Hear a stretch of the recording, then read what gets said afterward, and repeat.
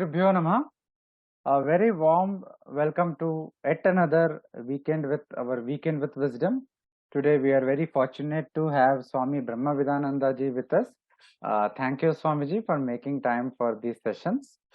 Let us begin with a small prayer.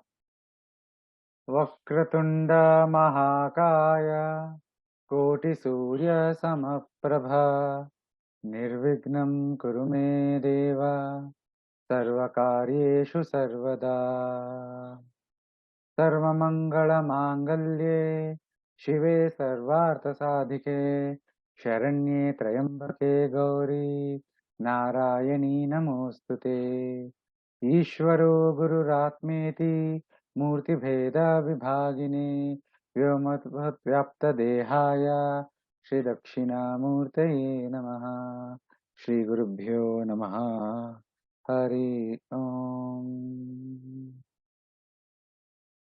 Today and tomorrow, Swamiji will be speaking on insights from Mandukya Karika. Mandukya Upanishad is one of the shortest, it is the shortest Upanishad with only 12 mantras. And there is a wonderful commentary, a Karika by Sri Gaudapadacharya, who was the Paramaguru of Sri Adi Shankaracharya. So Swamiji will be picking up insights, will be sharing his thoughts, perspectives, and unraveling the philosophy of the text. Just a brief introduction before we proceed. Swami Brahmavidananda Saraswati ji is a traditional and contemporary teacher of Vedanta. Having lived his life as a sadhu for many decades, he has facilitated the growth of many students in different parts of India. He was formerly a marine engineer in his Purvashrama, and since his youth, he was inspired by His Holiness Swami Chinmayananda ji, and then Swamiji studied Vedanta under Puja Swami Dayananda Saraswati ji at Sandipani in Mumbai between 1976 and 78.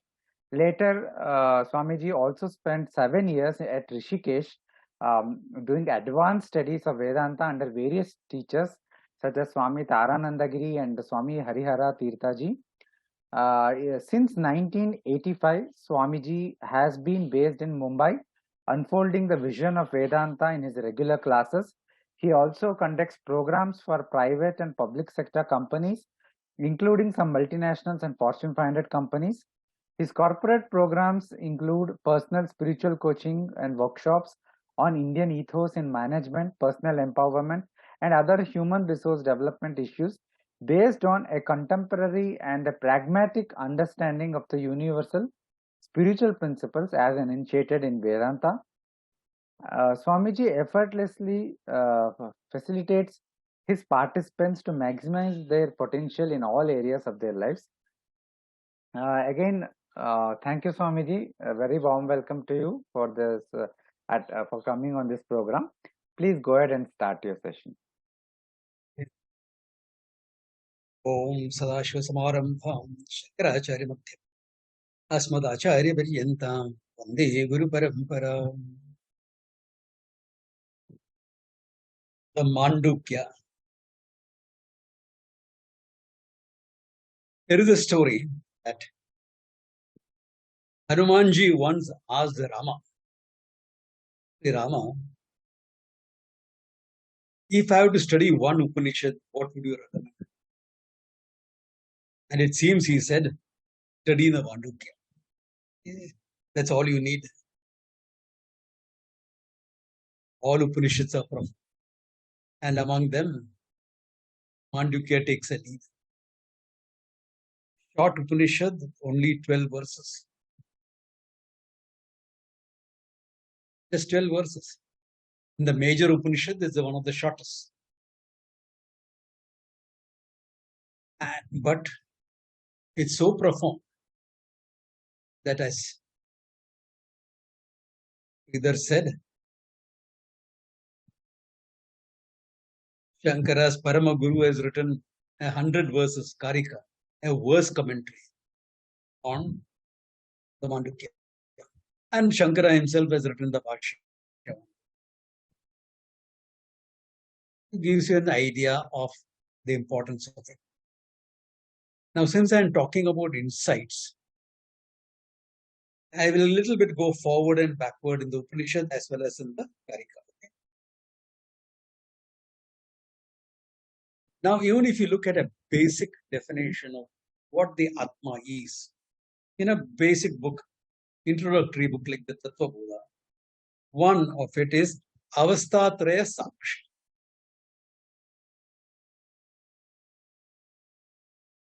A beautiful definition.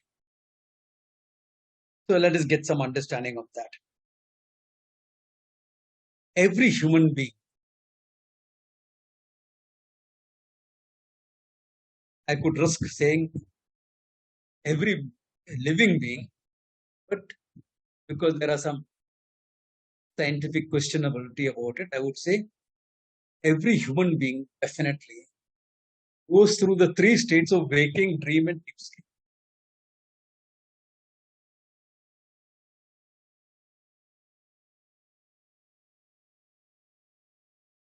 Which in the Mandukya Karika is presented as Omkara, which I will go a little bit later. But without any technicalities, let us first understand this Avasthatraya-Sakshi. Right now, we are all awake, hopefully. I know I am, because I don't have a habit of talking in my sleep or dream. So, we are all awake. In the waking, we are aware of the whole waking world. Simple.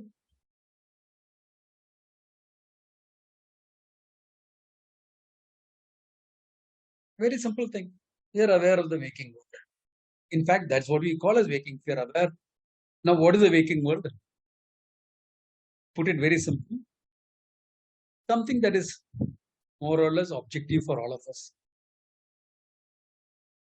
I say this is a pen. Do you see it? Yeah. You also say it's a pen. You see it. Okay. Technically, the Mandukya call it as Bahish Prajna. Your focus is, your manifested awareness is focused externally, out in the world of objects. And you're dealing with things, people, situations. Questionable, but still, this is general. When you go to sleep and you withdraw from the waking, you experience dreams. Every human being experiences dreams. If you wake up in between, you will remember it. Or you wake up just after, you will remember it. Or if it is very vivid, you will remember it in the waking. But every person goes through a dream life. Looks very similar to the waking. There also you are interacting, relating, etc. But your body, for all practical purposes, is at rest. Which body? The waking body, not the dream body. Dream body is active, waking. And all of us also experience deep sleep, where you are covered, whether you are covered with a blanket or not, you are covered with a blanket of ignorance. I don't know anything and I'm very happy. Important to see this because we'll build up on it later. That sleep is one of total ignorance and also a very happy state.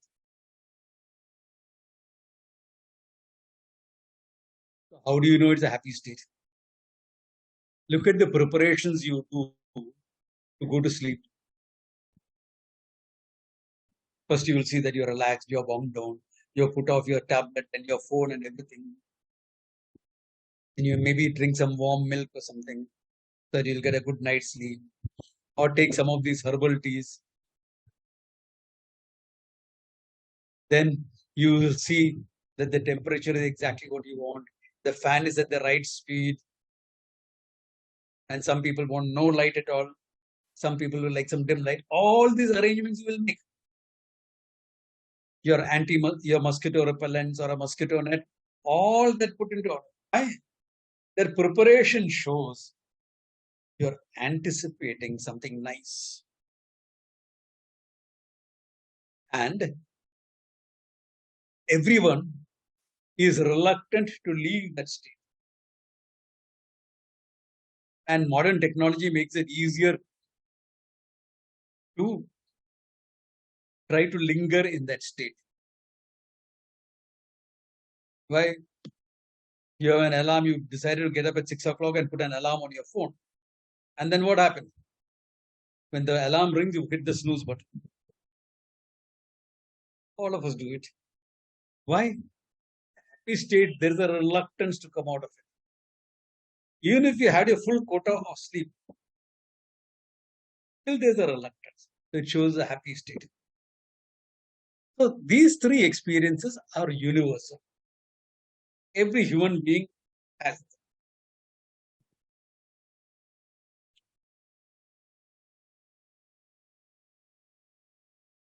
Now, here comes something interesting. I am not only aware of the waking world, but I am aware of the fact that I am the waker dealing with the waking world. The one who's awake and dealing with it. I'm aware of that entity. Me, the Ahankara, the Jiva, whatever you want to call it. The conceptual self. I am like this only. I am this much. This idea that you have about yourself is formed in the waking world.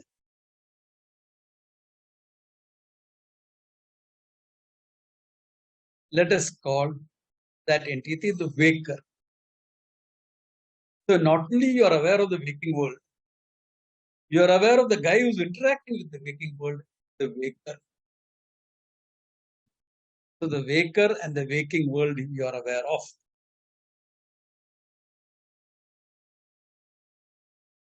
Then you dream. The guy who's interacting in the dream is the dreamer, not the waker. Remember, as states, they are mutually exclusive. When the dreamer is there, the waker is not there. When the waker is there, the dreamer is not there. And I'm not talking about the guys who daydream all the time. Okay. Talk about normal guys. But you are aware of the fact you dreamt. Why? In the morning, you relate your dream. Array, what a funny dream I had. This. Okay. Okay. What happened in the dream, let it be there. People who sit down and analyze the whole thing. Please don't get too much into those things. It's okay to analyze the dreams if you are getting into a recurring dream every night, because that may be your mind trying to give you a message. Your own mind, nothing else. So you are aware of the dream and the dreamer. Then in the deep sleep state, you are aware you slept well.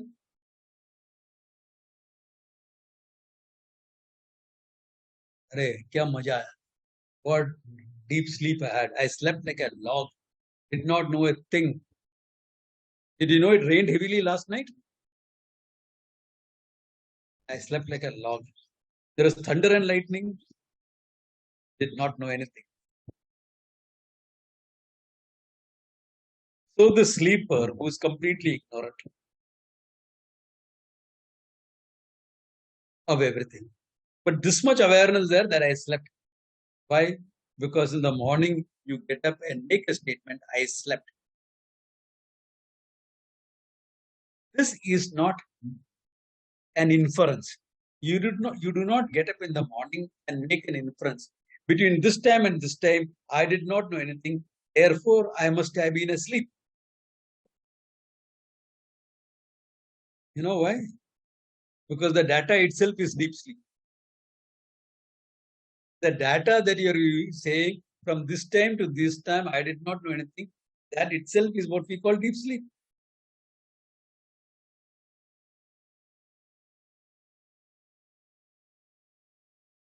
Now in Sanskrit, the waker will be called Vishwa.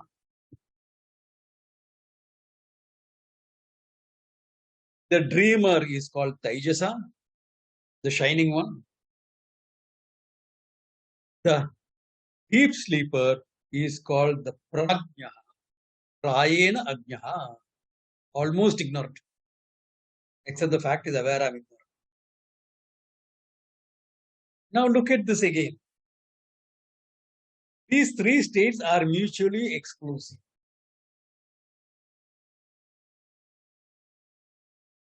The three guys are also mutually exclusive. When the waker is there, the dreamer and the deep sleeper is not there. When the dreamer is there, the waker and the deep sleeper is not there. When the deep sleeper, Prajna, is there, the waker and the dreamer is not there. All the three guys are not there at the same time. They are all separate.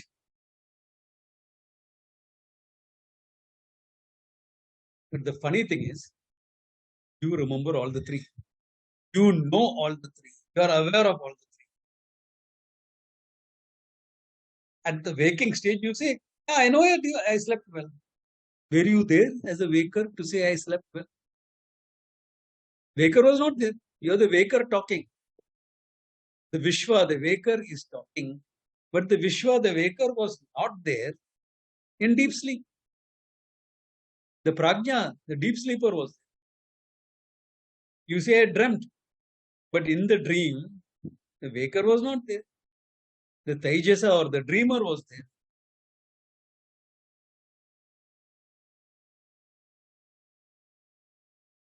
But all of them you know.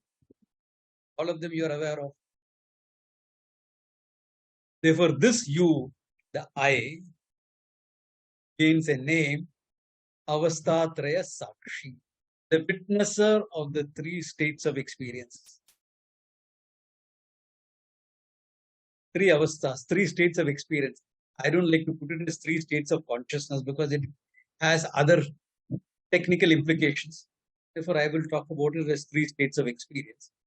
Some books do mention it as three states of consciousness. Then I'll have to go into pure consciousness, manifested consciousness, all those further divisions I'll have to make. So now here it is. I, for the time being, call I the Atma because I am sure all of you are listening to me have some background. Therefore, the I. Atma means I. I am aware of the waker and the waking world. I am aware of the dreamer and the dream world.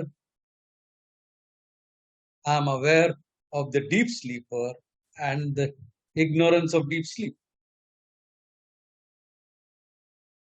Each of them is not aware of the other, but I am aware of all three of them. All three of them depend on me. I am independent of them.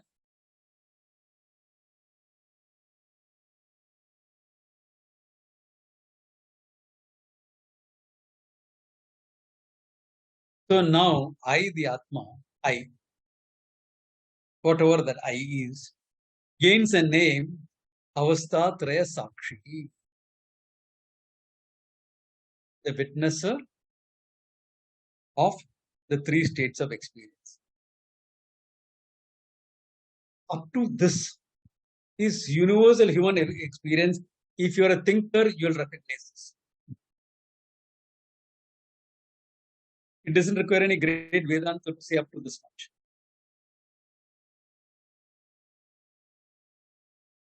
In fact, this is part of your Viveka, your qualifications to study Vedanta.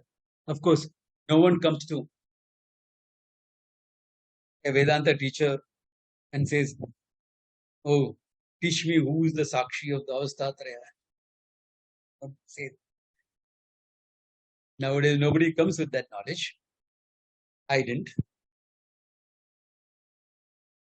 But in the process of learning, you understand, yeah, this is true. Because this much is within your field of experience. I am only making explicit here, or the Upanishad is only making explicit what is implicit in your experience up to now. That you are the witnesser of the three states is implicit in your experience of waking, dream, and deep sleep.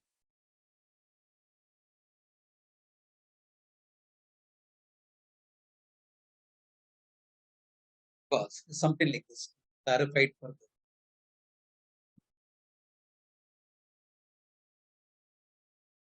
You are playing a role on the stage. You have a persona. So you are not only aware of the stage and the story and the script, you are also aware of the persona, the person, the role that you are playing. You are standing apart from the role. You are involved with the role.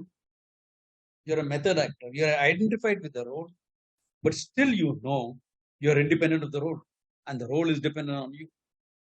You know that. Same way here.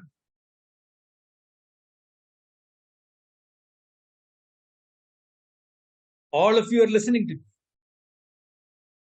So you are the listener. And you are aware of the fact you are a listener. I am the talker. And I am aware of the fact I am the talker. Simple. Some amount of self-awareness, you'll be able to understand immediately. This is it.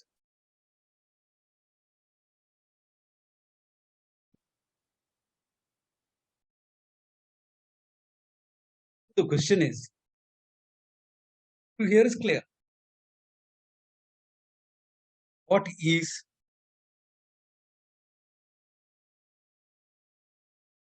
that entity? There is Avasthatraya-Sakshi. Who's that guy? What is that?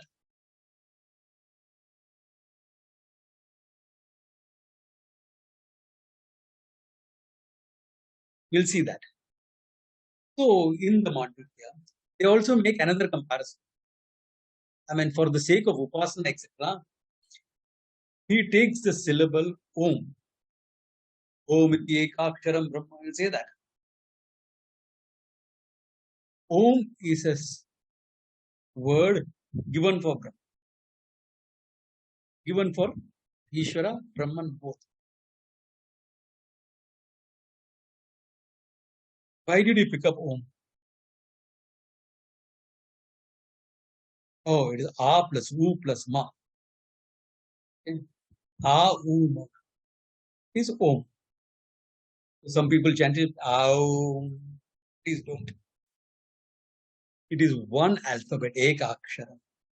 Now, for the sake of some meditation, especially some energy meditation, if you are elongating a bit, etc., I can understand that. So the vibratory effect. Okay, okay. But don't make it Aum. Okay? It is Om. Why Om? Because it's a phonetic collation of the word. Now, why did the rishis pick up Om as a word? They could have picked up anything. Ishvara, Brahman is everything. So if you pick up any one name, you are leaving out all other names.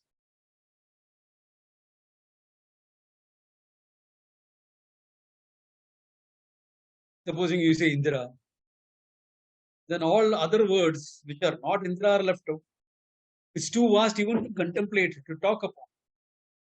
How many names are there? So any one name will eliminate all other names. Therefore, you can't choose any one name to represent each one, except for Upasana purposes, etc. That's a different game. So the rishis were smart. They said all names are nothing but alphabets. All alphabets are actually speaking representatives of sounds. A, U, etc. are sounds. And as far as a human being is concerned, all sounds, spoken word, starts from your gullet, ends at the lips.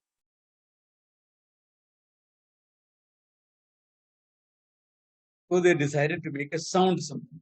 Okay, so making a sound symbol. How are you going to go about it?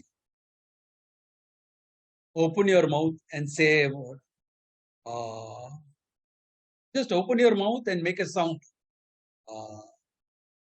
You can't make any other sound after opening your mouth. You have to make faces. Ooh, you'll have to make faces. So no. Close your mouth and make a sound. Mm. You can't close your mouth and say ah. It'll come out as only. So between ah and all the sounds come between these two. Then what about all the sounds in between? They chose one representative sound. Who? For ah, who, makara. Akara, ukara, makara. When these three sounds now, not even alphabets. So don't tell me sandhi rules, etc. Now they're only sounds. In fact, all sandhi rules are basically based on phonetics, the science of studying sound, in the discipline of studying sound. And this discipline of phonetics got a big flip in the West when they met up with Sanskrit.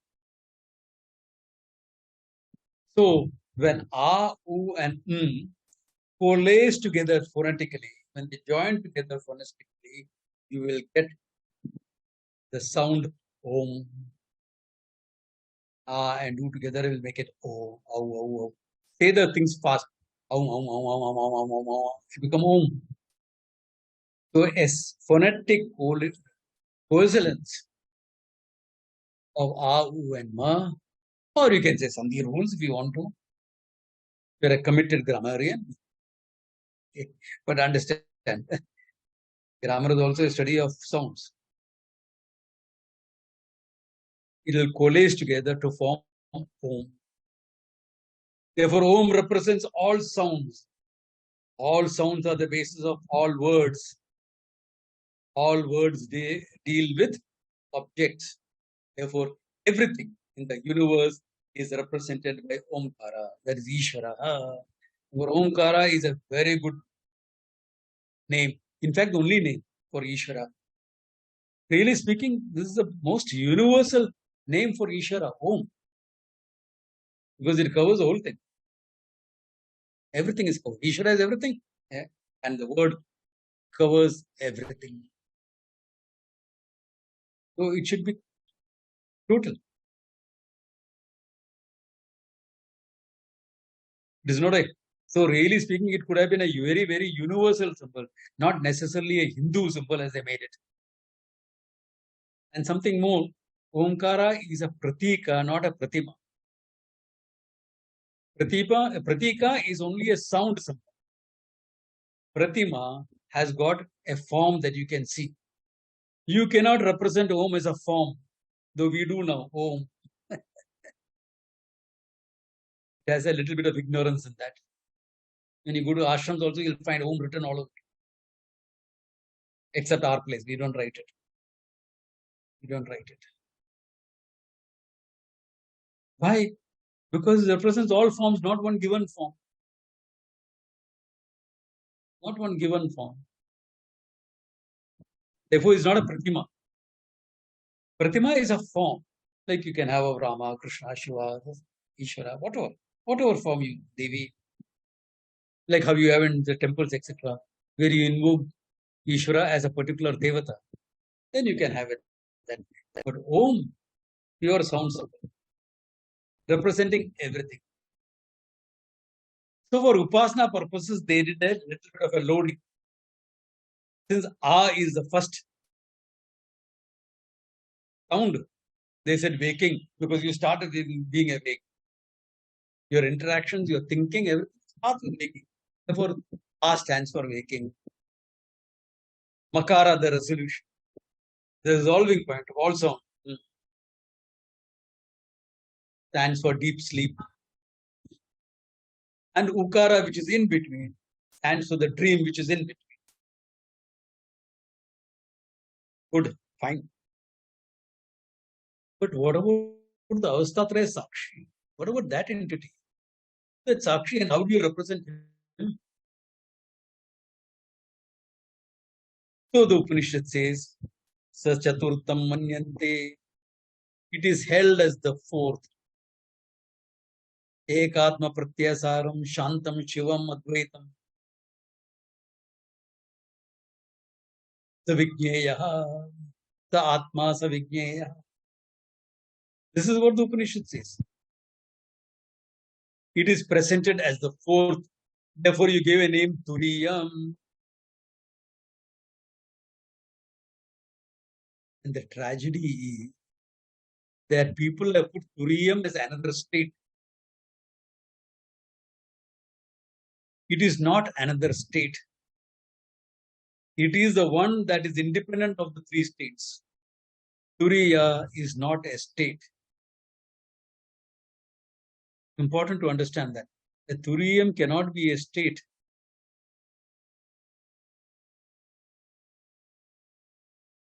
Let me give you a simple example.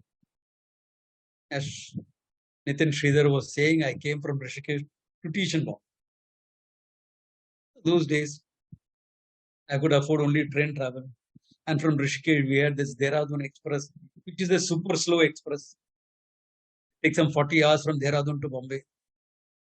Unthinkable in today's world. It has become a bit faster nowadays. It takes about 35 hours. Okay. But that was the cheapest train available. So I came down, got down in the other station to take a cab to where I stay in Jammu. Maybe years in Rishikesh. I'm exaggerating a little bit to make the story interesting. So with the taxi driver, I'm coming. The taxi driver is quite chatty. Many Bombay taxi drivers are quite chatty. So I saw a nice film poster. A nice, strange-looking character as the hero there. And he looked like a politician. So I asked the taxi driver, "अरे भाई साहब वो कौन है? Who's that?" अरे वो तो अपना बच्चन साहब, अमिताभ बच्चन. अच्छा. I thought that minister is Amitabh Bachchan. क्या करूं, ऋषिकेश के साधु है. Amitabh Bachchan is a minister. Okay, fine. Then the taxi goes a bit forward. I see Dawn. Another poster. And that guy looks familiar. I said, भाई साहब ये कौन है? अरे वो भी अमिताभ बच्चन ही है. That's also Amitabh Bachchan. I said, अरे Amitabh Bachchan is both a minister and Dawn? हो सकता है, हो सकता है. You all know. Those days special. हो सकता है. Not that today is anyway less, but okay. हो सकता है, हो सकता है. Then I went further. Inspector Vijay. I said, ये भी, हाँ ये भी अमिताभ बच्चन ही है. I said, ऐसा हम तो सुना है मुंबई तो मायापुरी है, लेकिन ये सब कैसा हो सकता है? मिनिस्टर तो इंस्पेक्टर नहीं हो सकता, इंस्पेक्टर तो मिनिस्टर नहीं हो सकता. You have to resign from your government service. That much I know. So he smiled and said, भाई साहब आप तो सचमुच साधु ही है. ये देखो ये असली अमिताभ बच्चन है. He shows me a fourth photograph. He happens to be Amitabh Bachchan fan. And he shows me the fourth photograph. ये तो असली है और वो तीन नकली है. This is true. This is a true guy. I mean, Mr. Amitabh Bachchan. And those three, they are false. They are roles that he's playing.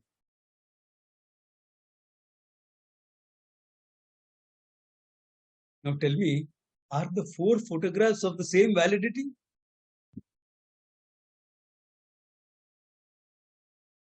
The Amitabh Bachchan, the person, is playing three roles. The three roles are dependent on the person. The person is independent of the three roles. Similarly, I, the witness, the Sakshi, the Atma, is there in the waking state. The waker and the waking state are dependent on me. The waker dependent on me. I am independent of the waker. I can witness the waker. I have a subject-object relationship with the waker.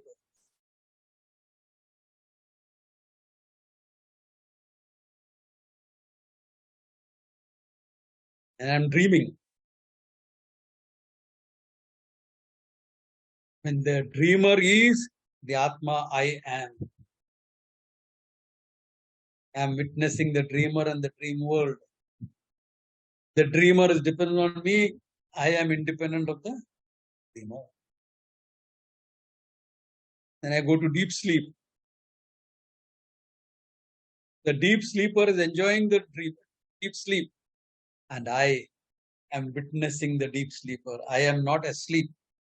That's why in the morning I can get up and say, I dreamt, I slept, and now I am awake. Because now I got identified with the waker and I make the statement.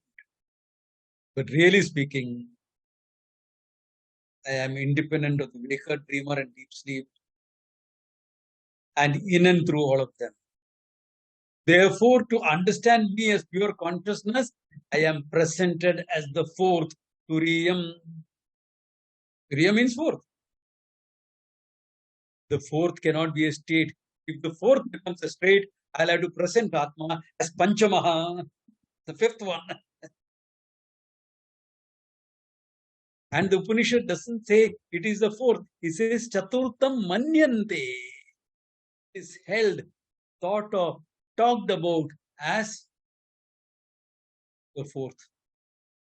Exactly like how the taxi driver talked about Amitabh Bachchan with the fourth photograph.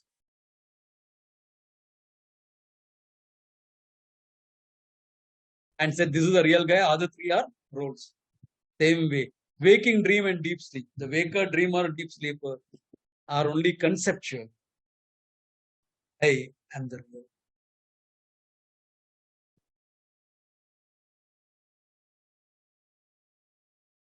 Ekatma Pratyasaram. That one consciousness that underlines everything. It is known as the I in every interaction, in every concept. You are known as the I.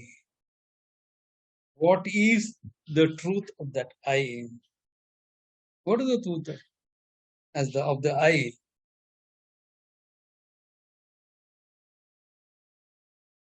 I actually means waking dream and deep sleep. What is the nature of the one that is aware of it? This, in simple terms, we present as Drigshya Viveka. The Viveka discrimination between the seer and the seen. Normally you hear this in Vedanta. Neti, neti. I'm aware of my body, I'm not the body. I'm independent of the body. I'm aware of the emotions, mind, etc. I'm independent of the mind. I'm aware of my knowledge, etc. Therefore, I'm independent of the intellect. I'm aware of my ignorance, etc. I'm different from that. Then what am I? The simple aware, the one who's conscious of all this, aware of all this. But you're talking about yourself as a witness, as aware with respect to something to be witnessed, with something to be aware of. With respect to yourself, what are you? Pure consciousness.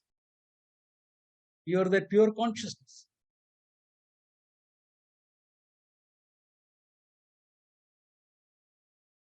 So that pure consciousness, presented as Turiyam. Therefore, consciousness is the one that is present in all the three states and the independent of all the three states. The three states come and go, each mutually negating the other. They mutually negate each other. What is constant in them? I, the consciousness. That I, the consciousness, now gains a name, Avasthatraya-Sakshi.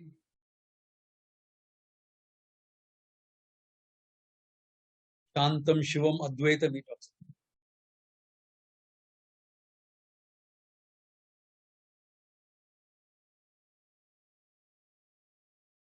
So this consciousness is presented as Turiya.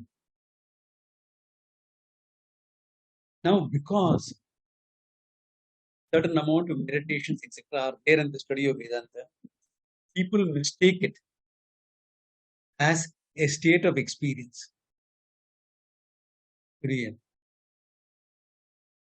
Turiya is nothing but Atma Svaroopa. The Svaroopa of the Atma is presented as the fourth. With respect to the three presented. Never forget that Amitabh Bachchan fourth photograph. So this is the whole picture that goes on. So waking is there, I consciousness I'm there, aware of the waker and the waking world, objectifying the whole thing. Dreamer and dream is there, I the consciousness objectifying the dreamer and the dream world. Deep sleep, I the consciousness objectifies the sleeper and the sleeping world of ignorance. All the three states I am there. And I am independent of the three states. Why? The very fact that these three states are mutually exclusive and I am the one that's linking all of them together shows I am independent of the three.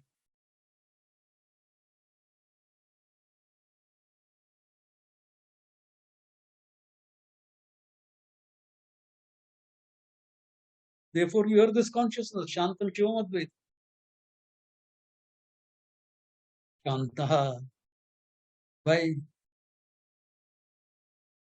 In the waking state, there are disturbances. In the dream, of course, there are. In sleep, there is ignorance. But you, the consciousness, can be peaceful even when there are all disturbances. In fact, you, the consciousness, you're the storms, you're the calm center in the storm of all activities, the center of the storm. Thoughts, etc., rage around you. You are Shantaha. You as consciousness always Shanta. When are you disturbed? You can never be disturbed. Shivaha Moksha Sarupaha. You come to the to study Vedanta. Adi Devo Brahmeti. Please teach me about Brahman. By Samsara Sagara Magnaha. I'm drowning in the ocean of sorrow. Etc. etc. etc. And you want to study Vedanta. Who wants to study? The guy who's ignorant of his true nature. Who is that? Ahankara. The Jiva, the Ahankara wants to study Vedanta. Really speaking. Swamiji, you're making up something. You mean to say these seekers are all nothing but Ahankara? Yep. Shankara says that in the Adhyasa Bhasha. Iyam adhyasam puraskritya sarve pramana prame vyavaharaha laukika vedikas vidhi pratisheda moksha paranicha. Says keeping this adhyasa of Atma and Atma in view alone is all pramana vyavahara. Karma vyavahara will come after pramana vyavahara. First you have to know. What does that include? Laukika, worldly pramana, worldly knowledge. Vedikascha, the Vedika also. Therefore, Laukika, Vedika includes all your Dharma Shastras, Buddhis, this, that, physics, psychology, chemistry, geography, space sciences, electronics, everything. And in the Veda, Vidhi Pratisheda, there's the first portion, Karma Kanda. Moksha Paranicha. Who is studying? The one who feels the bondage is studying. The one who feels the bondage is seeking. And the very seeking is denial of the fact that you are the sought. Your the reality is denied by your very seeking. But if you don't seek, you don't get it either. So you're in a catch-22 situation. Therefore, you seek to know the truth. Seek to know the truth. From seeking moksha, it becomes jnana, mumukshutva. Desire for moksha becomes desire to know the truth about yourself. Jignasaha. So this Shantam Shivam Advaitam, non-dual, is what is talked about in the Mandukya. Now it's interesting. I handled only one half of the loading in Avuma because I wanted to keep this fact about Avasthatraya-Sakshi very clear. The fact of Avasthatraya-Sakshi, I wanted to.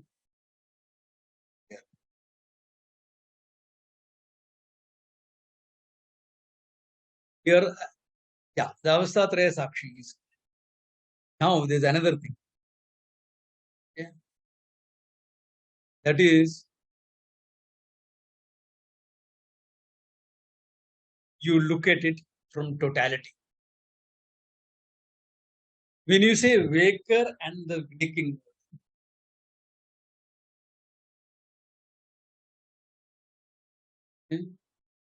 waker and the waking world really includes what? The whole totality. The Virat Svaroopa, Vishwarupa, Vaishwanara. So the waker, the waking world, the totality, the Virat, the Vishwarupa, all of them loaded onto Akara, Ukaraha, Tejasaha. So the now total Stula Sharira is Vishwarupa. Total Sukshma Sharira. Tejasa is one Sukshma Sharira, you and me, each one of us. The totality of the subtle creation, including your energy forms, all of that, higher dimensions, everything, the energy, all that, prana, all the totality is Hiranyagarbha, the mind of Ishvara. Hiranyagarbha, loaded onto Kara. And what is Makara? Prajna, almost ignorance. And the total ignorance, your ignorance is total ignorance. Maya Shakti. Prajna, totality is Ishvara, loaded onto Makara.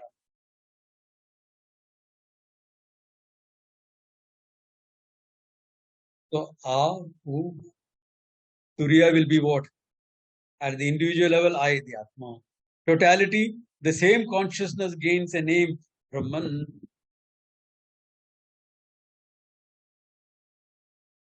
Atma and Brahman are not two entities. Two words do not always indicate two entities. Two words only indicate two standpoints. Individual standpoint, I'll call the same consciousness Atma. Total standpoint, I will call the same consciousness as Brahman. It is all nothing but Satyam Jnanam Anantam. Why? Look at it, the whole thing has been loaded.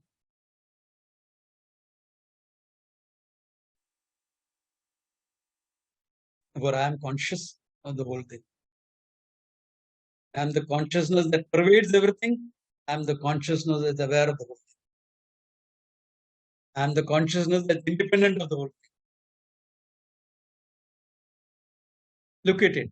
Between Vishwa, the waker, and Vishwarupa, Virat, there is a whole relationship of part and whole, isn't it? Virat includes the Vishwa. Vishwa is part of the Virat. At the level of Taijasa, the dreamer, there's a part and whole relationship. My mind, part of the cosmic mind, total mind. But there is a sense of disconnection, and plus the fact that this mind is too finite, it cannot hold the cosmic knowledge in it. That is Ishvara's mind. Me as a prajna, ignorance only about myself and my world. I am ignorant enough to create confusion. Ishvara, ignorance becomes Maya Shakti, capable of creating this whole multiverse.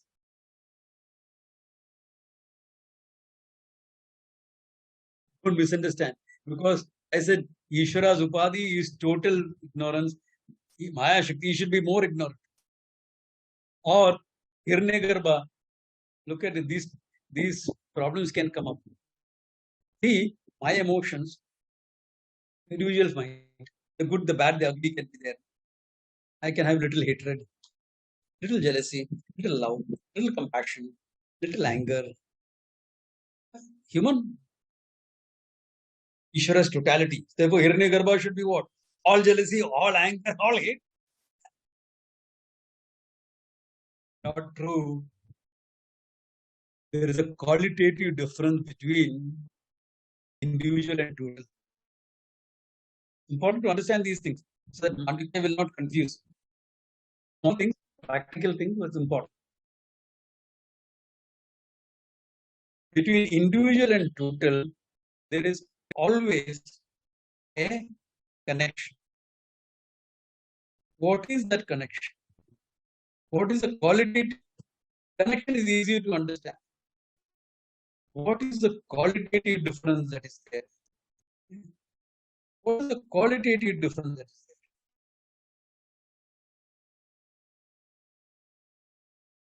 there? Simple example, there are a lot of elections around the country. Me, with one vote, is my power, democratically given the power to vote. What does it make me?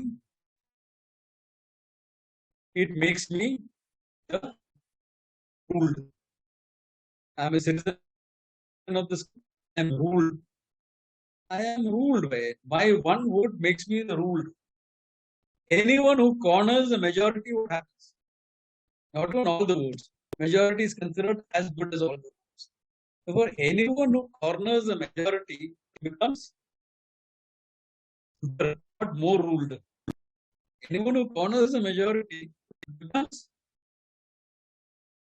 the ruler, not more ruled. Actually, he should be more ruled, but he is not. Why? Between individual and total, there is a qualitative difference that comes in.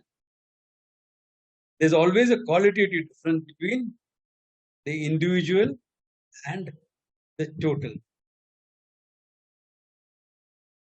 And because of that, everything does not mean more problems. Hiranyagarbha is not full of jealousy, anger, etc. Plus, there's another argument coming here. When I take myself as a limited entity, naturally, there is somebody else on whom I can get angry on, I can get jealous about, I can hate, I can like, etc. If I am the totality, that problem doesn't come up. If I am the totality, that problem will not come up because there is no finite I. My I includes the whole universe. So there is nothing. There will be a natural love and compassion. So given that, okay, between individual and total. Now look at this. Without saying it, without explicitly mentioning it, he has brought in the idea of Satyam and Mithya.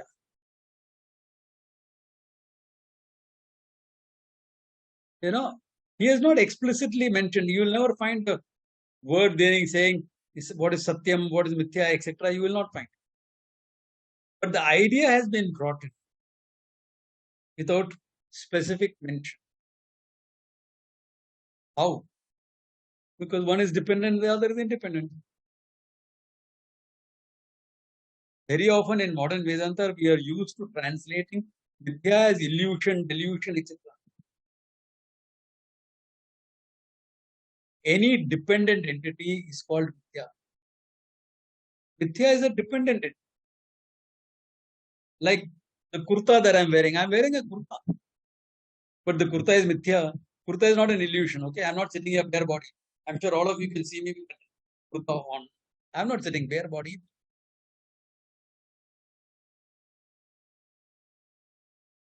But the kurta is Mithya. Why? I take away the cloth from the kurta. There is a kurta.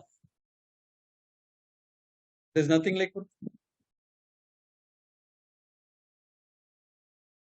Therefore, the kurta is only a form given to cloth. Cloth in this form is called kurta. If it is a bit shorter, it will be called kurti. Kurti is a designer's invention When he ran out of cloth, he couldn't make the full kurta, therefore he made it short and said kurti. Therefore, you take away the cloth, there is neither kurta nor kurti, nor shirt, nor pant, nor anything. Vacharamnam namadevam, vacharamnam vikaro namadeyam, kritikeva satyam menchandurya. All that you call as creation, the world, is nothing but a name given to a form. There is no form without content. And the content is nothing but satyam, the absolute content, the final content. As an example, here, just to make this clearer, because without satyam mithya, no Vedanta is clear. What is it I'm holding in my hand? A book. Book? Is this really a book? It is nothing but paper. It is nothing but paper. There is no book. There is nothing called book. It is nothing but paper. Without paper, there is no book. Yeah, that is true.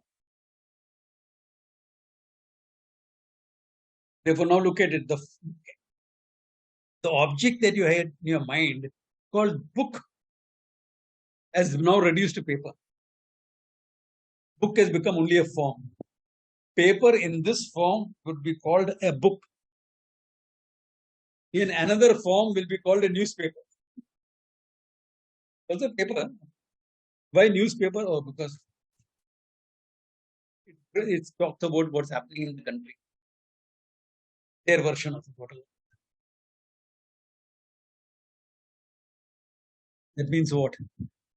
The object book has become mithya because I've shifted my attention to the content. I don't have to do anything with the book. I don't have to tear apart the book to make it paper. It's already paper. I just have to recognize that book is nothing but paper.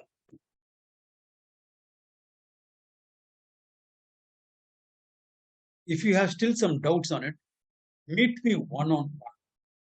Okay? Bring a gold chain with you. Okay? The chain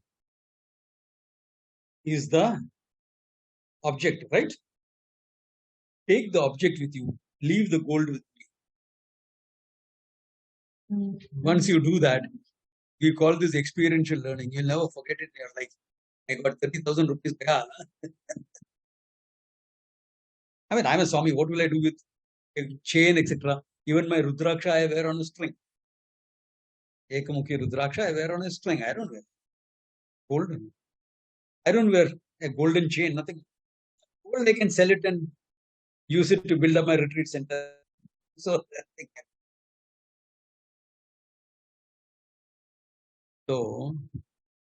what you held as the object has now reduced. Object has gone.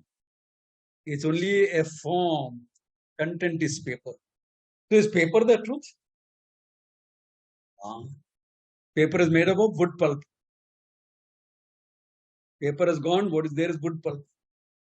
Wood pulp is nothing. I'm skipping some steps. Wood pulp is nothing but hydrocarbons. I'm using scientific examples because that's common knowledge in the world today. So what do you call wood pulp or a wood? That book was once upon a time a tree. That tree is nothing but hydrocarbons. Yours and mine body is also hydrocarbon. Therefore, hydrocarbons can exist in any form. One particular form you call it tree. Another form you'll call it the body. The body. Another form. Therefore, hydrocarbons. Is the truth? No. Hydrocarbons are nothing but the molecule. As a molecule, it has to be made up of atoms. Therefore, atoms are the reality. Atoms are made up of subatomic particles. You tell me anything as an object, you will be able to conceptually reduce it into its content. Therefore, the object will become only a form, a concept. Atom is nothing but a concept. Subatomic particles, concept. And now the latest is the final particle is a string. anything which has a form can be reduced into a content. Therefore, what has to be the final thing? That's not way is not through science. Okay, what is the final thing? It has to be something that exists without a form, because form means I will reduce it further. Don't say nothingness. I started with this book. If you say nothing, I'll back you with this book, and you will understand that it is not nothing. It is something. I can knock off a guy with a book like this. I can knock a guy out unconscious. There was not nothingness. Is not the reality between this. It is existence, but without a form. Formless existence, nirgunam brahma. Reality between the whole world, this whole universe that you see. What is the thing? Tadeva saumya idamagramasi ekameva advitiyam brahma. That Sat alone. One consciousness, one, and that Sat is nothing but consciousness. Because what is the truth of you? The I is resolved into pure consciousness. I am that consciousness. Therefore, a question can be asked here. Can consciousness and existence be two separate things? If, like how you do in mathematics, let us suppose they are different. If consciousness is different from existence, consciousness will become non-existence.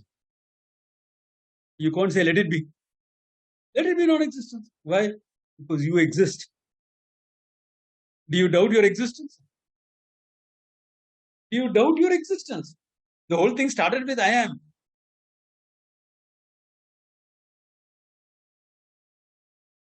Is there anyone here who doubts their own existence?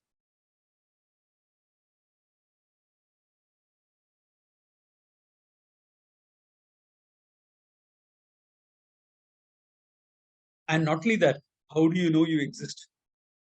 The whole world is known through a pramana, a means of knowledge. Perception, inference, etc. The fivefold means of knowledge that's available for you. Through that, you know the whole universe. So the universe is known through a pramana. How do you know I am?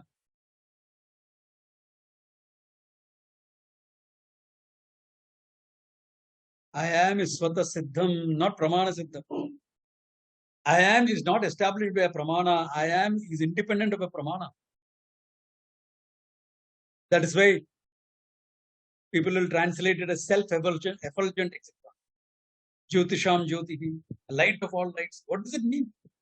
Light of all lights means I am the consciousness because of which I can see all light. I am objectifying that light through my eyes.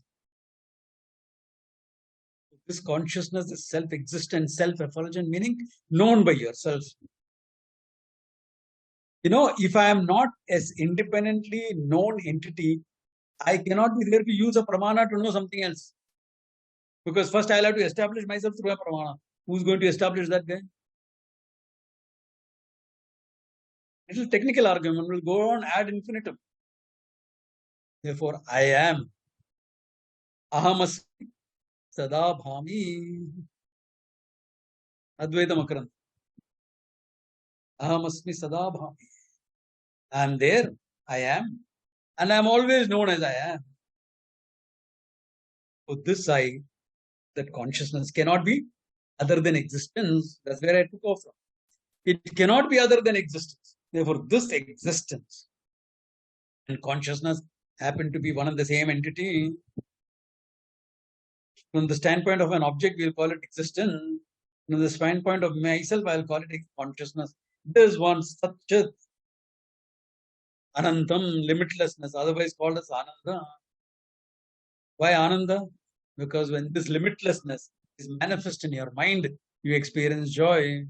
Therefore, Ananda is used as a Lakshana Shabda for the Atma. Therefore, Sachidananda Sarupam or Satyam Jnanam Anantam. Therefore, this Satyam Jnanam Anantam me is Satyam. Everything else is what Mithya understood. Without mentioning it, separate as Satyam Mithya is brought the whole thing into the picture. Because there is no Vedanta without Satyam Mithya. Therefore, Advaitam People are wondering where I'm leading. Advaita. Advaita means what? Non-dual.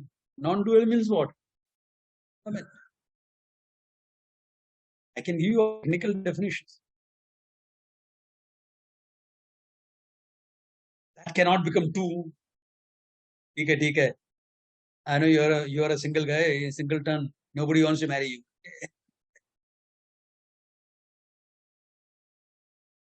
No, that is not Advaitam. That's not Advaitam. Advaitam actually means limitlessness. What is limitless is Advaitam. If you want a technical definition, you will say Sajatiya Vijatiya Swagata Veda Rahitam.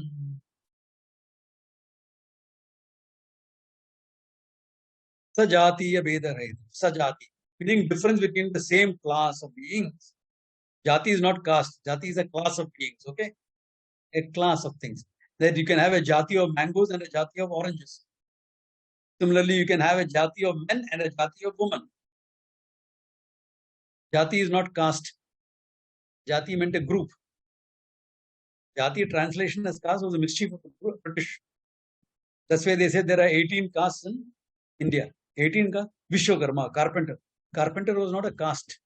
Carpenter was a profession.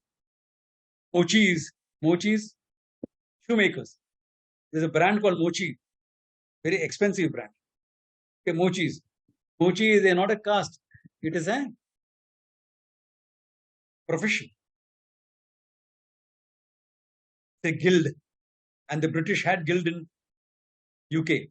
They deliberately translated this caste so that they could put us down. And we are still stuck on that idiocy. And the superiority of caste, etc. Stupidity.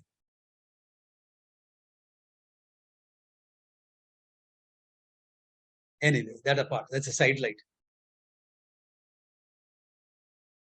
Sajatiya Bheda. Within the same class, differences. Yeah, we are all men, but there is difference. We are all human beings, but there are differences. Such a Veda is not there with respect to Atma because Atma is one and same. There is no many Atmas, there is only one Atma. Therefore, Sajatiya Bheda cannot be there. Swagata Bheda, difference between itself. One body, but two hands, two eyes, two ears.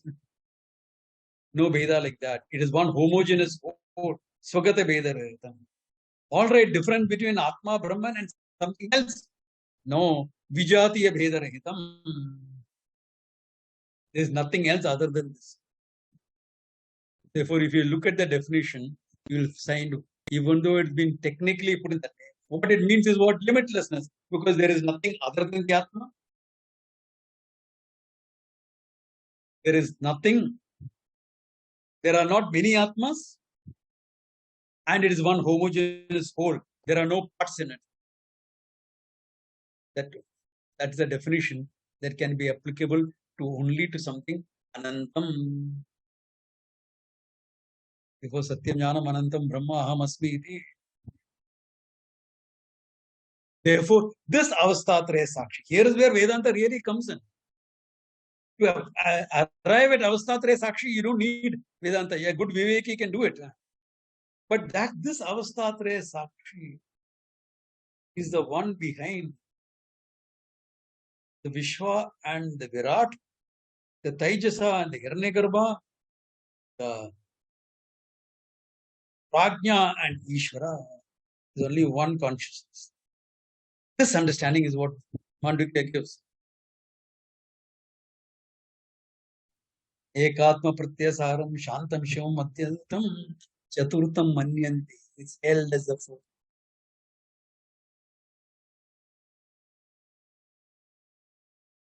So this is what is called as Turiyam, Atma Svaroopa. Turiyam is not a state. I always will emphasize. All traditional teachers will present this. Sampradaya will teach us. Put it like that. Let me make a difference. Okay. Because I've seen there are a lot of teachers, and I've come across, discussed again with a huge amount of teachers, so-called teachers. There are English academic teachers, teach in English, who don't know Sanskrit. I don't have to say anything about that. Then there are traditional teachers, Sanskrit scholars, who are teachers, but not necessarily Sampradaya. They are also academic teachers. In Sanskrit colleges, etc., you'll find them. Go to Banaras, you'll meet a lot of them. Go to Tirupati, you'll meet them. Chennai also, you'll meet them. I'm sure in every state, in every city, there are. And there are Sampradaya teachers who have studied it in the proper Guru Sishya Parampara, who presented it as pure knowledge. Atmavare drashtavya. Darshana matrena. Or for darshanartham kim kartavyam? Shrotavya, listen. Shankara says in the Brahma Sutras, at the end of the second chapter, Pavana punyena shravanam kuryat. If you are not clear, Pavana punyena shravanam kuryat. Avritihi asakrit upadeshas. That is the sutra by Vyasa. And it's quoting, it is analyzing the sentence, Pavana punyena shravanam kuryat. Again and again listen if it is not clear. Then what about Mananam and Nididhyasana? Mandamam, Madhya Mandamadhikarina. All of us. Mandas. Madhyama and Mandas. You're too full of doubts. Therefore, clarify those Mananam. I can't integrate into my life. You know, this lack of being able to integrate this knowledge into my life is very often misunderstood as I don't have the experience. I don't feel like that. Such a tragedy in the study of Vedanta, that is taken, that your inability to be able to function with this knowledge as part of your day-to-day life. That I am that consciousness now playing the role of a teacher. Am I always a teacher? No. Once the class is over, I'm a friend. Ask Nitin, he'll know, he'll tell you. When I meet him in conference, etc., I treat him like a buddy. Why? Because I'm a simple person. I'm that consciousness. I'm not a teacher. Teacher is the role I play. Student is the role I played. Martial artist is the role I play. Maja aata hai. Tailor, etc., was the role I played in the past. Just a role.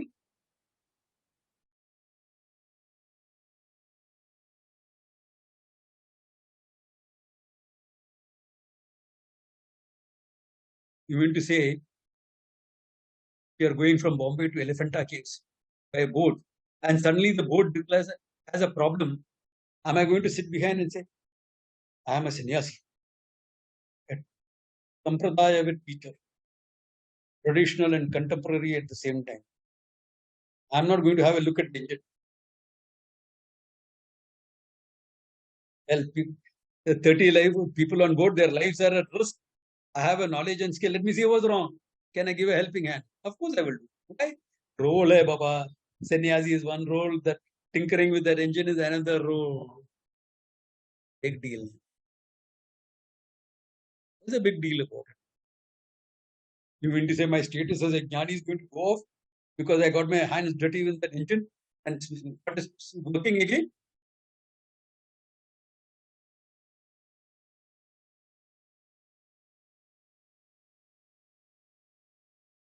You have this knowledge.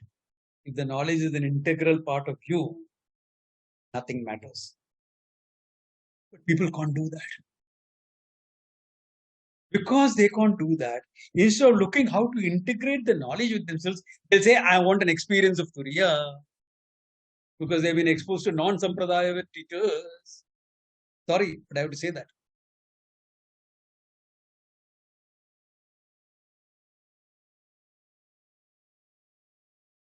Yeah, therefore I want an experience of Turiya. What experience are you looking for? I'm neither awake, nor dreaming, nor deep sleep. Then what are you? Swami Brahmavidananda. Okay. See, if you know yourself, and you are rooted in yourself, there is some sense in it. There's some sort of experience. Fine. If you don't know yourself and you're rooted in it, nothing will happen. I'm saying this with my own personal anubhava. There was a time when even I thought only through meditation I'll get it. And this was before I joined the ashram. Okay? I'm talking about before 1976. Every morning I had to leave home by 6:30 because I was a marine training. Okay? I was training to be a naval officer those days. When Purva Ashrama, before I had to leave home at 6:30. But I used to get up at 4 o'clock to meditate. And sometimes in meditation, are you aware of time? That after half an hour you'll get up. You're not aware of time. Some days maybe 15 minutes, some days maybe half an hour. And some days I would sleep. I mean, I would be in meditation, not sleep. Okay. I equated to sleep. But I would go into it and miss my train, that day gone. I have not reported to work. I lost a day. Then I said, no, to solve this, I'll keep a huge alarm clock. You know, those old-fashioned alarm clocks that you had, they'll ring with such a noise, the whole household will get up. So 4 o'clock, I would go into meditation, keep it at 5. That I'll get up, I have enough time to finish everything and go. And the bell and the alarm would ring and I wouldn't hear it. My dad, who was sleeping in the other room, would get up and come and kick me awake. What are you doing? Wrong way to get out of meditation. Okay. Okay. I didn't even hear that. He heard it. I didn't hear it. At the end of 1 year of living like this, sometimes it will happen, sometimes it will not happen. I thought, bloody hell, here I'm painful to samadhi, but what's happening? I'm not wiser. And I had enough self-esteem to know that I am not. It's not that I'm not fit for it. There's something I'm doing wrong. Then I went back to my guru and checked up everything and I discovered what an idiot I am. Then what is the Nididhyasana that we speak about in the Mandukya itself on Omkara, etc., which we will come to more of that also. I still have one more lecture after this. Nididhyasanam is nothing but soaking yourself in this knowledge. Alata Shanti, he talks about Nididhyasanam, and I will talk about some of that. And right here, it is important to bring it in. Because otherwise, this Turiya idea will not go out of people's heads. So this is immersing yourself. My teacher used to give a very nice example. Saying it's like how you make gulab jamun or rasgulla, even better. Because a rasgulla is nothing but a paneer ball. You make it and you soak it into the sugar syrup. The sugar syrup is not a dip. You don't dip it in. You immerse it for some time, for a length of time, so that the sugar syrup permeates the gulla and it becomes rasagulla. So that when a diet conscious person takes a rasgulla, squeezes it, so that all the syrup flows out, and then eats it, it is still sweet. Similarly, you immerse yourself in this knowledge, in the pure teaching of it. I mean, you can let Sridhar know whether you want a meditative experience tomorrow or not, I can do it for you. But if everyone wants it and you let Sridhar know, then I will do it. You immerse, so that you immerse yourself in this knowledge, in meditation, the pure essence of the teaching, not elaborate stories and things like that, just the essence of the teaching. You recall it at your seat of meditation after quietening your mind. Stay immersed in that knowledge, so that what has gone into the head through the years, what has gone into the head, sinks into your heart. Your emotional life is colored by the whole thing. And the knowledge is never out of sight, out of mind. It's a fact of your life. So when life's challenges squeeze you out, like the Rasgulla squeeze you out, this knowledge is still with you. That is, Nididhyasana is meant for that. And Nididhyasana is necessary for most of us. Because what has gone through the years should sink into the heart. Otherwise, it leaks through the mouth. Okay. So it has to sink into your heart before it comes out. before it comes out. So that's what Nididhyasana. Not necessary to have a separate Turiya experience. I mean, if you want it, fine. If you want it, fine, not a problem. You can try and get it. Practice of yoga and all that you can do, not a problem. Then you'll go into other things, dharma, veda, samadhi, all that powers, etc., all that. Then you can get waylaid away. But if you stick to pure nididhyasana, immerse yourself in the knowledge, no issues. So when life's challenges squeeze you out, you're still fine. You're okay. Any role you play, you're okay. Yogaratova, Bhogaratova, Sangaratova, Sangavihina. Whether you're living a life of Bhoga, like Krishna, or living a life of yoga, like Shuka, Sangarata, you're reveling in company. Always there are some people around. Or Sangavihina, you're a loner roaming in the Himalayas. Yasya Brahmani Ramate Chittam, one whose mind revels in Brahman. Nandati, Nandati, Nandati. He alone enjoys. So this aspect of it. Okay. So this is what the whole idea in a nutshell of the first section of the Mandukya. The understanding of you being that pure consciousness, otherwise called as Turiya Chaturtham. Remember Amitabh Bachchan in the photograph. When this knowledge is part of your life, you will give names like Jivan Mukta, this, that, etc. Therefore, if you look at the structure of the Mandukya, the whole teaching is summed up in one syllable, Om.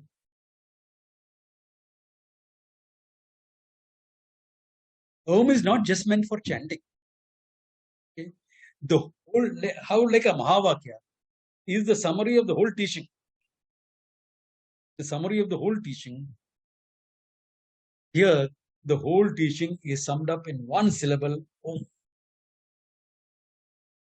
Where the waker, dreamer, deep sleeper is represented by the three alphabets, A, U, and Ma, and the silence between two chanting of Oms. The silence from where the Om comes, the silence into which the Om dissolves, is a Om. Before Om, there is a silence. Om. Like right now, I'm going to say Om. Om. The silence from where it came up, the silence into which it is resolved, is the Turiya, the pure consciousness. What is manifested is waking, dream, and deep sleep.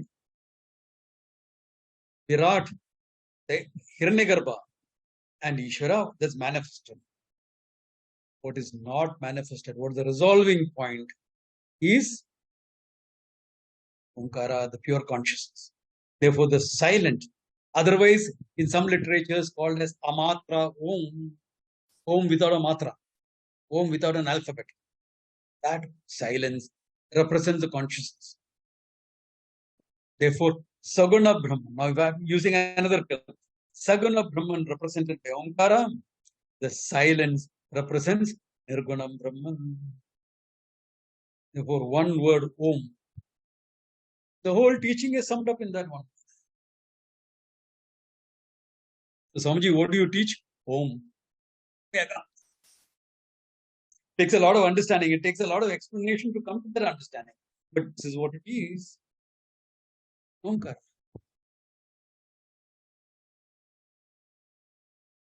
That's all that is there to be known. That's all that is there to be owned up. If some Manda Adhikaris need an experience, etc., it's okay, try for it. I have no issues on that. I'm not saying, no, you should never. No. Fine. Okay. I was also the idiot who tried. Only after that I could say it is not. That's why I realized what an idiot I was in wasting my time. Okay. And so there are some modern teachers who present their experience as everything. I'm sorry. Asampradaya with. Now I'm calling Asampradaya with politely. Shankara is not that polite. You know what Shankaracharya, Bhagavan Shankaracharya says? A sampradaya with guru, murkhavat upakshaniya. One who is not a sampradaya with, leave him alone. As though he is a fool. He is not a fool, but as though, leave him alone. Meaning he can be inspiring, all right, you can respect him, etc. But you can't learn from him, he'll put you on the wrong track like this.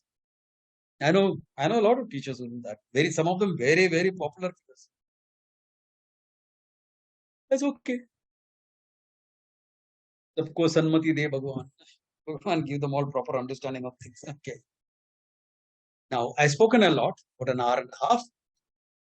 Before I develop anything else, are there any questions? There any questions? Shoot. Swamiji, I think we have one or two questions. Viewers, if you have any more questions, you can post it on Q&A box. And we have half an hour, and I will read out the questions to Swamiji, and he will take it up. The first question we received, Swamiji, is Prajna arrived at by inference? Prajna doesn't know it is Prajna during sleep. Sorry. Can you come again? There is some problem. I can't get through to my. Okay. I'll just repeat the question. The first question we received was, is Prajna arrived at by inference? Prajna doesn't know it is Prajna during sleep, isn't it? Is the Prajna arrived at by? Inference. Anumana. Nope. So you never get up in the morning and infer whether you're waking or asleep, isn't it? It's not that you get up in the morning and say, from this time to this time, I was asleep. Therefore, I did not know anything. Therefore, I must have been asleep. Nobody in the world does that. Whether you're a scholar or an ignorant pamaraha or a man on the street, nobody says. He just gets up in the morning and says, I slept. Or gets up in the morning and says, I did not have a good sleep. Nobody has to make an inference of sleep. Why? It is your anubhava. Sleep is something you remember. It's an experience that you have undergone. Therefore, you remember. What is the connecting factor between the deep sleeper and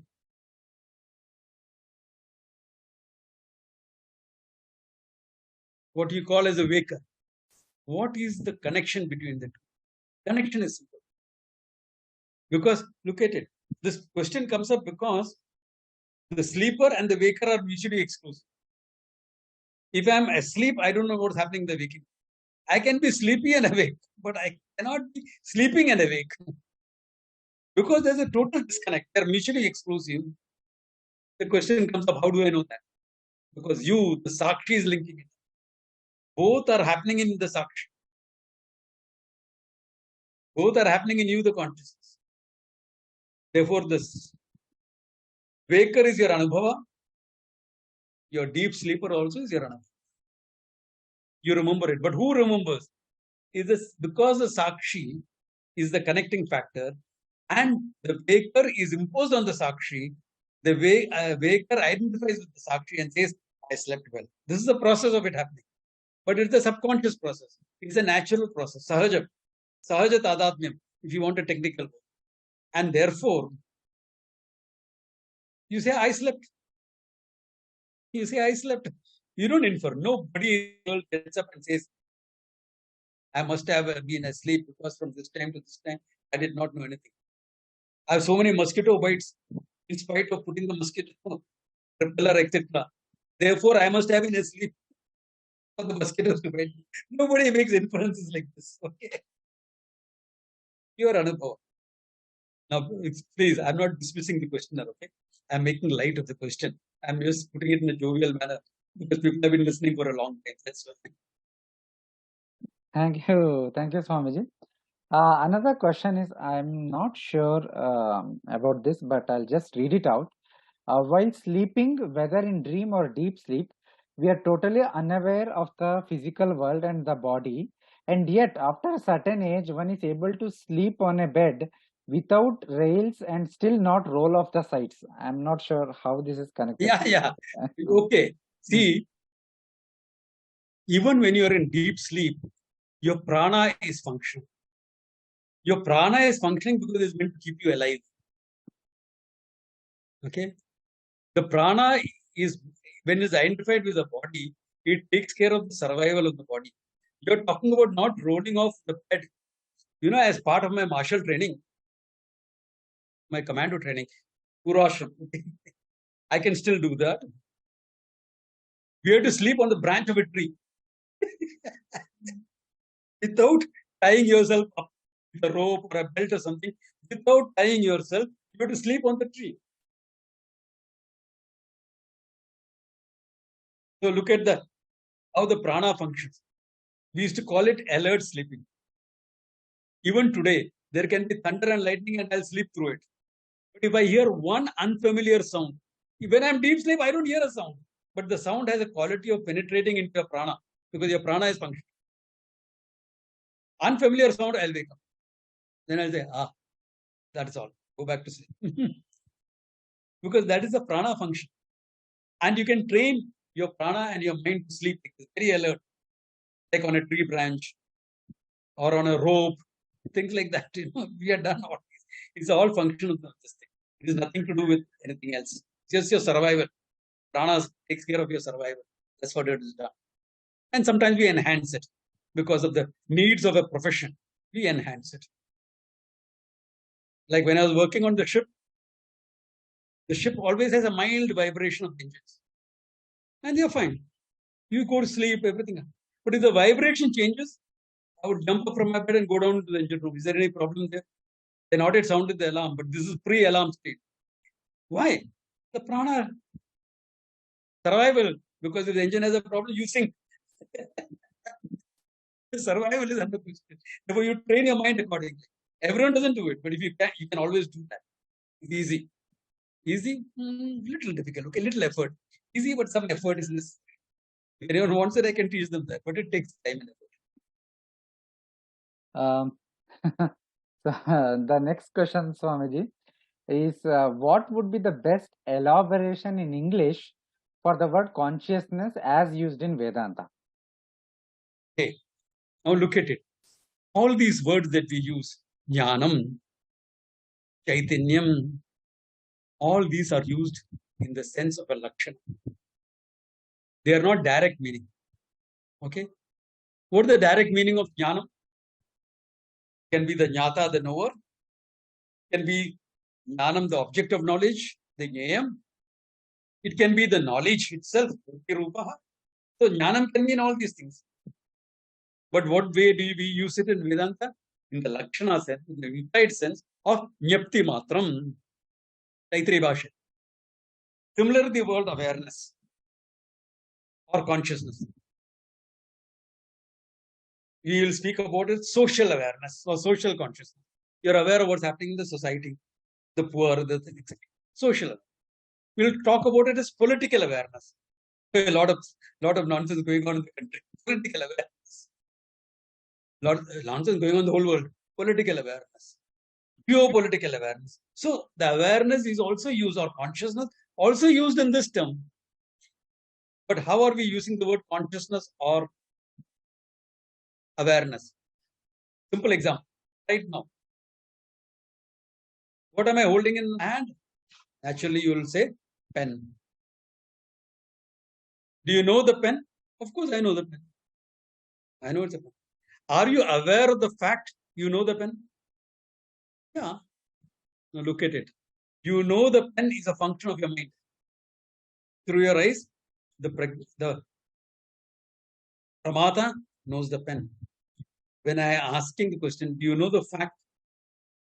Are you aware of the fact you know the pen? I made you take a step back.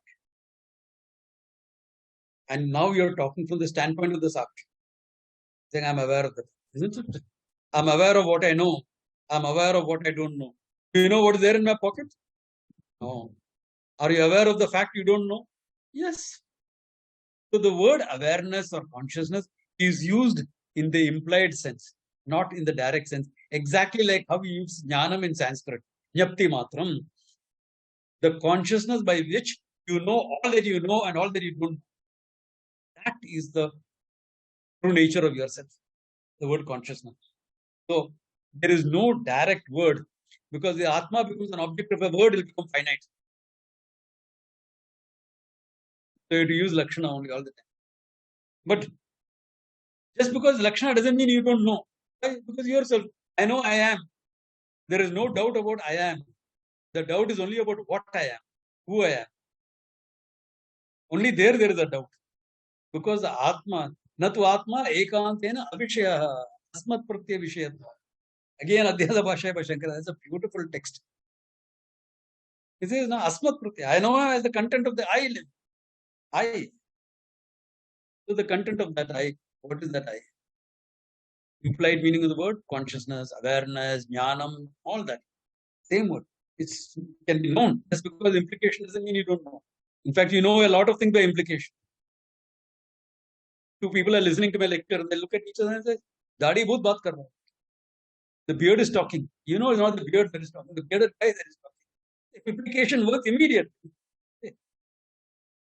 Similarly here, implied sentences work immediately. Okay. So there are one or two more. Yes, Swamiji, there are a few more. There is a follow-up question to that Pragya question that you discussed. The question is, does that mean my ahankara is not fully resolved in the deep sleep, but manifests in the form of Pragya? In a way, yes. In the sense, your ahankara is in a potential condition, and that potential condition is given the word Pragya. Nothing is resolved completely in deep sleep. It's all in a potential condition. The resolution of deep sleep is only potential condition. Because the next morning you don't get up as a changed person. You get up as the same guy who went to sleep. Maybe a bit more rested, that's all. But all the worries, that everything you pick up again. In fact, sometimes you get up thinking of that. It's all resolved in the sense, potential condition. That's all. Another question, Swamiji, is, after Atma Jnana, does the deep sleeper still has ignorance in deep sleep? Yes, and thank God for that. There are two things. What we call as Mula Vidya, Tula Vidya. One, to put it in simple terms, one is the ignorance that is there in the mind as a basic thing. And one is the ignorance as an upadhi. Okay? Upadhi meaning something that brings about an apparent change. Like my body is an upadhi. I can take the body as myself, that's ignorance. Or I can take the body as a tool in my hands, or a tool for me to interact with the world. Similarly, the ignorance that is manifested in my mind as ignorance of the Atma is on self-knowledge. But the ignorance is upadhi, which is part of Maya Shakti of Ishvara, continues as long as I am alive. And thank God for that, because we can get a good night's sleep. I always imagine if after enlightenment you are like an owl. Doctor, problem ho jayega, Baba. I don't want to be that. I want to enjoy my sleep. I don't sleep long, but whatever little sleep I have, I like a good night's sleep. Good. We always, any person who gains knowledge has a sleep. So you may use a different language. On a Sunday afternoon, Maharaj ji ko milna hai. Kahan hai Maharaj ji? Where is Maharaj gone? I want to meet him. Samadhi mein hai. He's in Samadhi. After lunch, he's going into Samadhi. Of course, sleeping, catching a nap. After a Sunday lunch, what do you do? Okay, so that language changes, that's all. Swamiji, one more question is Turiya a non-objective experience? It's not an experience, that's what I've been trying to say. I'm saying it is your own Swarupa. Okay, now if you're trying to get into some sort of an experience, which is neither waking dream or deep sleep, there's no object there, only you are there. So that way you can say it's a non-objective. Non-objective in the sense there's no object there. Now, since it's a very funny experience, if at all, you know, this is Ardhangikara. I'm only accepting it as half. And you're trying to get into some sort of state like that, okay, then only you are there. But it is not subjective in the sense somebody got a vision of Devi, somebody got a vision of Shiva, and somebody went into Turiya. Devi, Shiva, etc. are subjective in terms of it is connected with your Ishta Devata. Turiya is not connected with that. Turiya is connected with your Swarupa. So that way, it is not subjective. But it is about the subject I. Yes, that much is not subjective, but it's about the subject I. I think Yes. that is a very important clarification, Swamiji. That Turiya is neither objective nor subjective, but it Yes. is kind of a transcendental, perhaps, or Swarupa. I think it's better. See, that's the funny thing. It's transcendental. At the same time, it's immanent. It's beyond the body, mind, etc. But it's in and through the body, mind also. See, it is like somebody asking, some kid comes and asks me, Swamiji, what is space? Swami uncle, what is space? Say, oh, there the sun and the moon and the stars are. That is space. And the kid says, uncle, when I grow big, I will get into a rocket and go and see space. It is not wrong. I am the idiot. Why? I presented only one dimension. The dimension of space being beyond. I should have also told him that is space. What is there between you and me is space. When you feel hungry, what is there in your stomach is more space than necessary. And if somebody doesn't understand it, then there is more space here than necessary. I have to make it complete. Now. It's beyond and within, both. So if you present only one aspect, that becomes a problem. Both has to be present. Swamiji, I think we can take one or two more questions. Should I have time? Yeah. One of the questions is that the waking state appears so solid and distinct from me. How I beg your pardon? I didn't get that. The waking world appears so solid and distinct from me. Yeah. How best do I dwell on the fact that it is actually is non-separate from me? Good question. The world looks solid. If you study a little bit of physics, you'll know there's 90% space. Matter hardly occupies 10%. But this hand and this book, both are same degree of reality. Therefore, it looks solid. See? This looks solid. Because this looks solid. Anybody who's walked into my fist will take it as very solid. But the fact is, it is not. It is not solid, number one. Number two, I cannot go into the world and say, this is nothing but consciousness, without recognizing that I am consciousness and seeing the independence of that I consciousness, me, from my body and mind. This becomes important. Unless I see myself as independent of the body and mind, as pure consciousness, it will become very difficult to see it out in the world. And we find it, you see, intellectually we understand, not body, CRC and logic, all that we understand. But the problem comes is, with more civilized we are getting, the more comfort oriented we are getting. So we are giving in to the demands of the body and mind all the time. I feel like eating a laddu today. Laddu khane ka hai? Swiggy or whatever. I don't have those apps on my phone. You order and you get laddu. Why you are satisfying your impulses immediately. The demands of the body and mind, you're satisfying immediately. In olden days, if you wanted to eat a laddu, somebody had to make it from scratch. Takes 3 hours. So we are only, so that impulse satisfaction was poor. Now, and we are comfort oriented. It is hot. Of course, it is hot. AC. I know people, AC is on 24 hours. It's bad for the AC, bad for you both. Your kidneys will suffer. Yeah, really. You will sweat it out a bit. Because we are so comfort oriented, we find it very difficult to see I'm independent of the body and body is dependent on me. We feel emotionally, we feel the other way around, that we are dependent on the body and the demands of the body. That's why traditionally we had Ekadashi, etc. So that we learn to deny the body certain things. Or play a game. Vivekananda said there's a lot of spirituality in football. Why? Because you are learning to overcome the discomfort of the body. Your legs are tired, your lungs are laboring for birth, but you're going to run and get that ball. Or play martial arts. Very good discipline you will get. You're not the body. Body is getting hit. That's okay. All right, I'm focused. I'll do what I. It helps. Honestly, my sadhana was martial art, not other things. I never kept an Ekadashi fast unless I became a sadhu. I'm not joking. I'm being factual.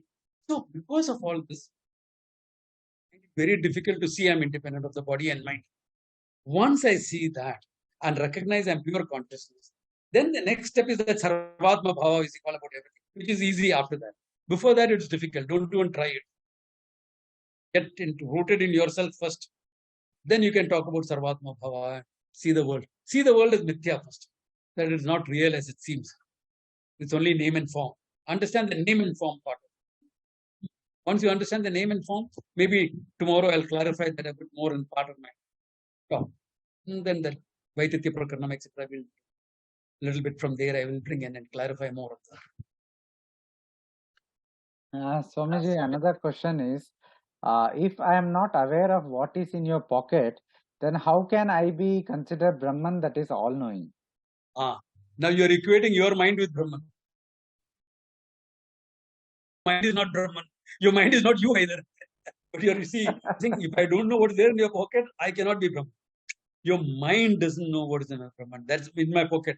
That's why I said you are aware of all that you know and all that you don't know. You don't know what is in my pocket. Are you not aware of that? Yeah. You're aware of it. My mind, pokey little mind, can hold only this much of knowledge.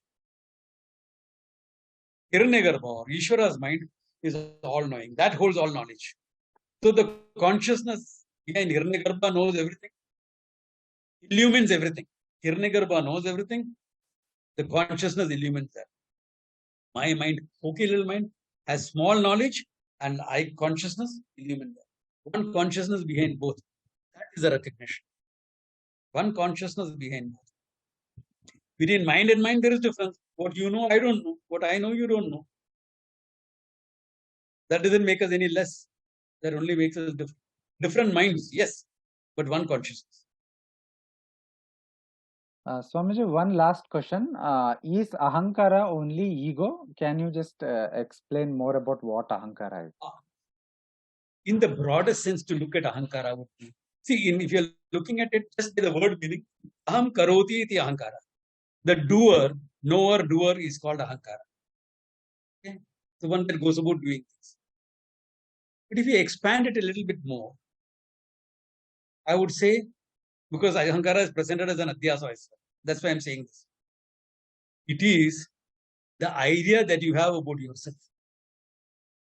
All of us have a conceptual idea of what I am. That's why in a fight, people say, who do you think you are? Do you know who I am? And in a fight, if somebody asks me, do you know who I am? I said, I don't have to know. I only have to vacuum. Who the hell cares who you are? So, we all have an idea of who we are. This idea, this concept of I, which keeps on changing and keeps on modifying. Okay? With every experience, it gets modified. This is a result. Simple. The consciousness is manifest in your mind as I. Simple I. But it doesn't know what I am. But you have to work in the world. If you have to function in the world, you need to have some sort of idea of what that I is.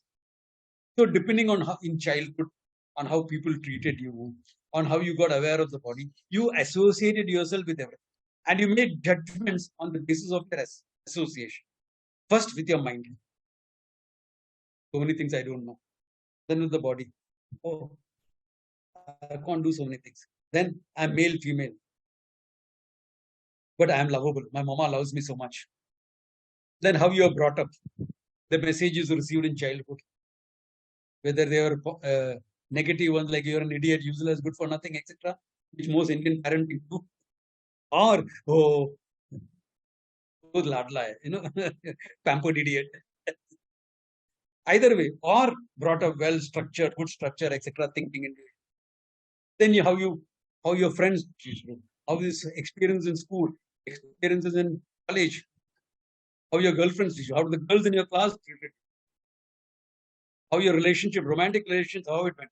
On the basis of huge, all this culture, basis of nationality, culture, etc. All this influences your idea of who you are. This is ahankara, your conceptual self in short. Conceptual self. That's why I like the term conceptual self. Because a concept, ahankara is nothing but a concept. A notion of me. You are adhyasa. Because all external parameters are decided what I am. Thank you, Swamiji, for the wonderful discussion and wonderful insights, providing wonderful insights from the Mandukya Karika. I think it is one of the very important texts to study, and there is a lot of food for thoughts and reflection from this session. You know, the question and answer session itself shows that so many thoughts, so many food for Good thoughts have been questions. given. Yes. So thank you very much, Swamiji, for doing this session, and we'll meet again tomorrow, same time. Same time, 5 o'clock. I'll be there. Yes. Thank you all. I've enjoyed being with you. Thank you. Thank you, Swamiji. Om Tat Yes, Sat. with this we end the session. Please join us tomorrow at the same time. Shri Guru Bhyo Namaha. Om.